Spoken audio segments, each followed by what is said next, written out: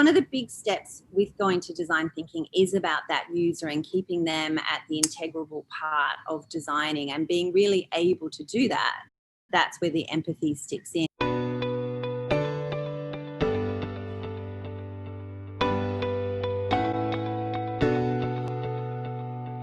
Hello, everyone. Welcome to a fascinating conversation about the extremely important topic of design and all of the treasures of creativity with which it provides our students. Well, I came in 2004.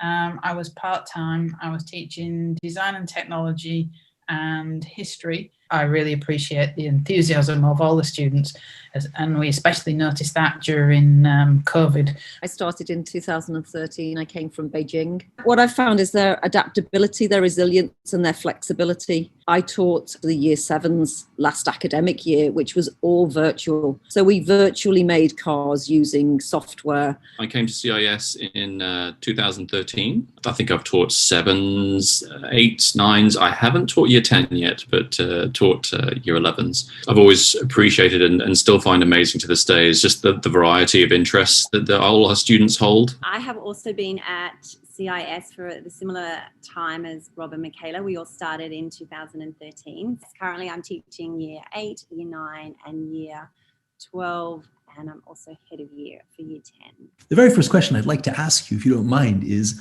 what does design mean for you personally? I'd say making lives or user experiences better in the process of the designing, and more than a little thought about the environment while you're doing it. Everything has been designed. Everything has got a thought and a need behind it. My dad was always making and tinkering with things. That was my first experience of making and sort of problem solving with your hands and with materials. I think for me, that appreciation of good design is something that I look for when I'm out and about. But yes, design is definitely integral to every part of everything we do every day.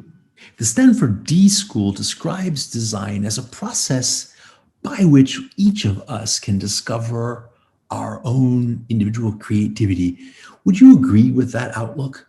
They will come in with that mindset about, I'm not creative, I can't do this subject. It's trying to get them to definitely change that mindset that creativity is possible and it is done through a process. And we certainly try and apply that in the projects that they do. The process itself bridges every single subject. It's a huge process that the students go through, from empathy all the way through to testing. Product design essentially allows students to practice those skills, and then you develop the confidence to approach things a little bit more. What does the design thinking process entail? It's essentially starting by identifying a problem or empathizing with a need, and then you develop ideas, prototype an idea, and eventually evaluate it. So there's the sort of cyclical idea of refining a solution. Also involves the user, so it's understanding the user's need or the customer. It's taking those skills that we teach them within our subject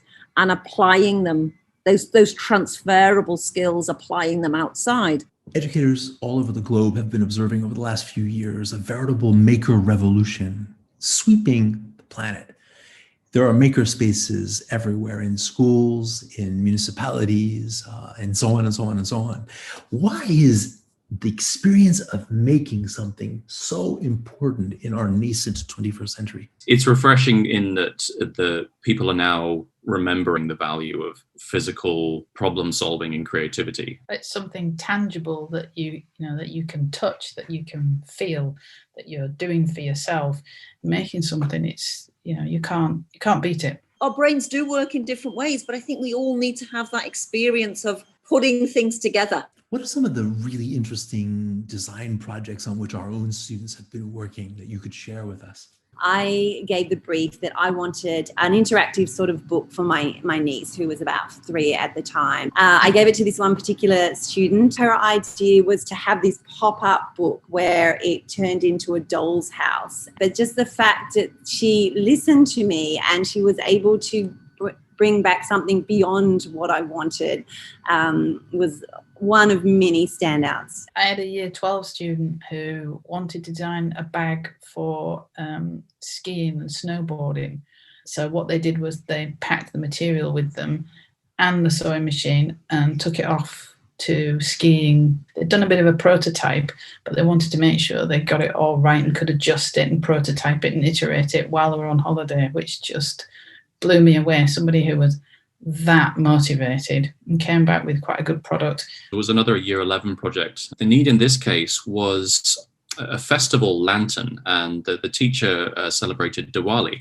The students' understanding of this cultural festival just grew and grew and grew, because every time she would refine the design and take it back to the customer. In Year 7, we do this sort of F1 in Schools project where we get the students to make a sort of miniaturized car in foam, and we use a CNC router, and we use all these sort of quite sophisticated tools, 3D printing. It's not so much what they make as their reactions to discovering this brand new world of design. If you personally had to pick an example of something that is just in your eyes beautifully designed, what would it be? One of my favorite chairs is an Eames chair. It would have been made from fiberglass when they first made it, and it would have been hand laid up. They look as modern today as they did when they first designed. So, there's that iconic design that stands the test of time. Being a coffee lover, it's based around coffee. They're an atomic coffee machine. And so there's beautiful curved, nice little red knob, and something that gives you such joy when you do use it. For me, I remember walking into the Basilica Sagrada Familia that was built by Gaudi when I went to Barcelona, and just being overwhelmed and blown away by the attention to detail. Everything that was being put into that building, and the design, and all the people that were involved, not just from one man's conception, but everything that was going on around, and the fact that it still wasn't finished. They're called a cafetiere, and I got one of those recently, and they always seemed a bit fancy and unnecessary, but this thing is amazing. It's easy to clean, it's easy to use. If that isn't bringing you coffee joy every morning, then I don't know what is. If you could design the ideal year 2021, what would it look like? I think those values, particularly around consumption and sustainability, and making sure they're at the core of what happens when we move forward in 2021. I would like to see something done about planned obsolescence, and make things a little bit longer lasting. I think the world does have to take a long, hard look at how much we're using, because